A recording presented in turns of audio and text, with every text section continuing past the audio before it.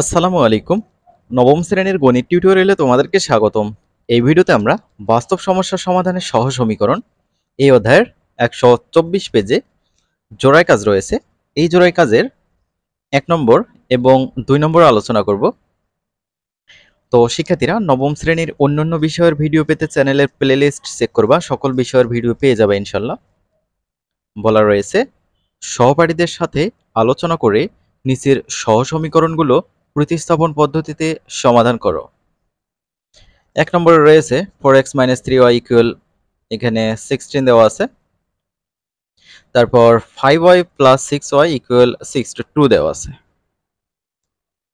তো চলো আমরা 1 নম্বরটা সমাধান করি। আমরা এটা 1 নম্বর সমীকরণ, এটা 2 নম্বর সমীকরণ দিয়েছি। 1 নং হতে পাই এখানে 4x - 3y = 16 লিখে নেওয়া হয়েছে। 1 নম্বর সমীকরণ থেকে আমরা y এর মানটা বের করব। তো এই কারণে এই যে 4x যা আছে তাই নামানো হয়েছে, ডান পাশ থেকে 16 বাম পাশে নিয়ে আসা হয়েছে, এটা মাইনাস হয়েছে এই কারণে।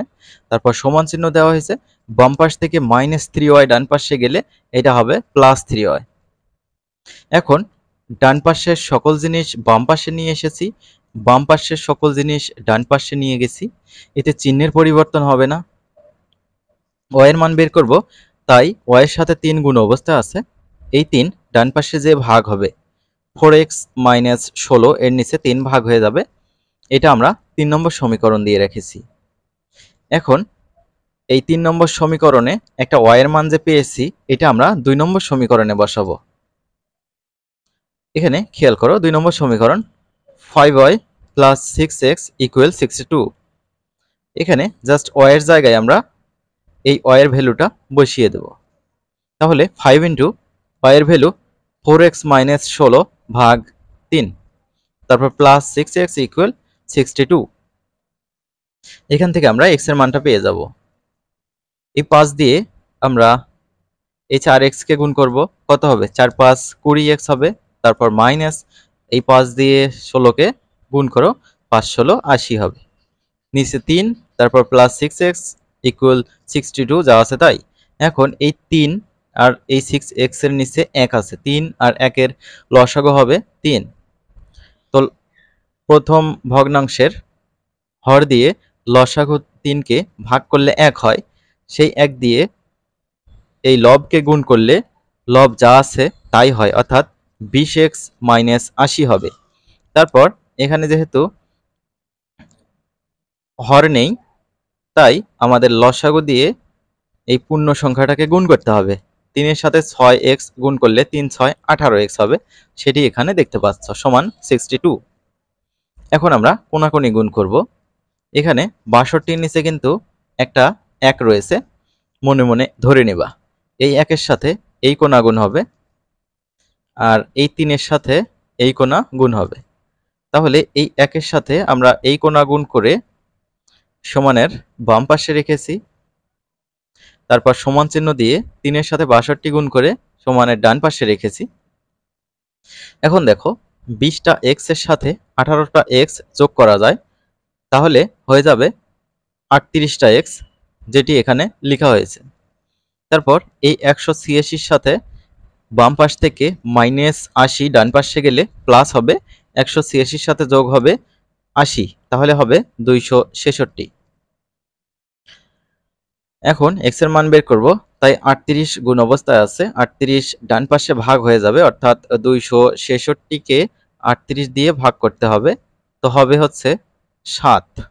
তো x এর মান 7 বের হলো।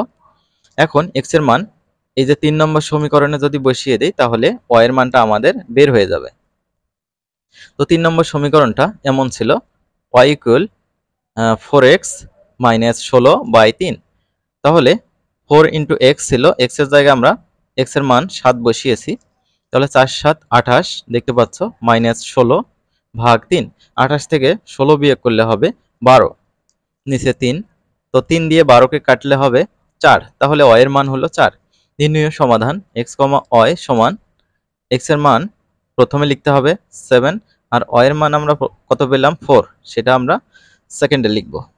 তো এভাবেই এর সমাধান করা যায়। আশা করি তোমরা বুঝতে পেরেছো কিভাবে সমাধান করতে হবে। আমরা তারপরেরটাতে যাব। 2 নম্বর দেখতে পাচ্ছ 2x প্লাস ওয়াই, এখানে আছে 2x প্লাস ওয়াই মাইনাস 8 সমান 0, তারপর 3x minus 2y minus 5 equal 0।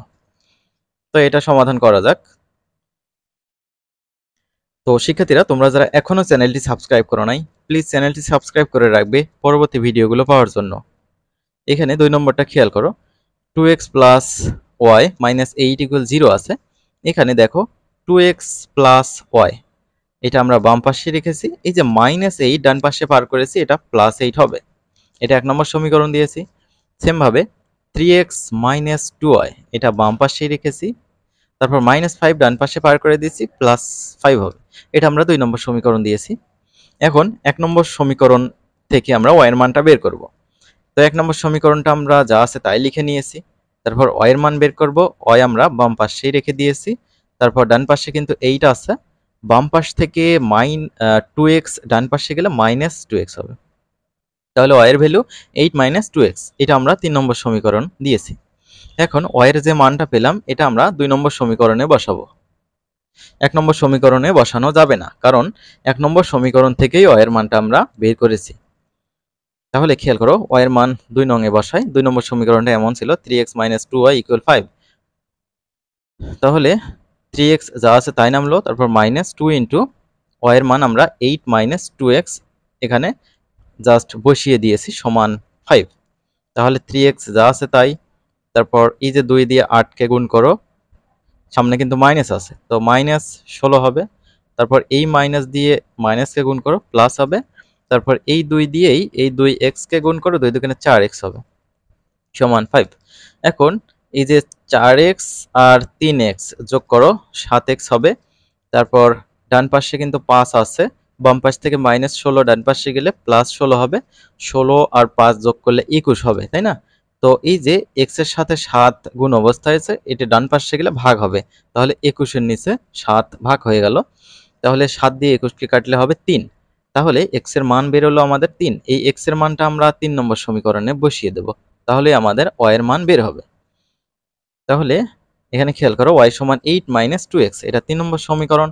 তাহলে y সমান 8 - 2 ইন্টু x এর জায়গায় জাস্ট 3 বসিয়েছি। তাহলে কত? 3 দুগুণে 6, 6 থেকে যদি আমরা 8 বিয়োগ করি তাহলে পাবো y এর মান 2। তাহলে নির্ণীয় সমাধান x, y সমান 3, 2। প্রথমটা x এর মান, তারপরেরটা হচ্ছে y এর মান। আশা করি এটাও তোমরা বুঝতে পেরেছো। আমরা পরবর্তীতে 3 এবং 4 নম্বর সলভ করব। শিক্ষার্থীরা ভালো থাকবে। পরবর্তী ভিডিও দেখার আমন্ত্রণ জানিয়ে শেষ করছি। আল্লাহ হাফেজ।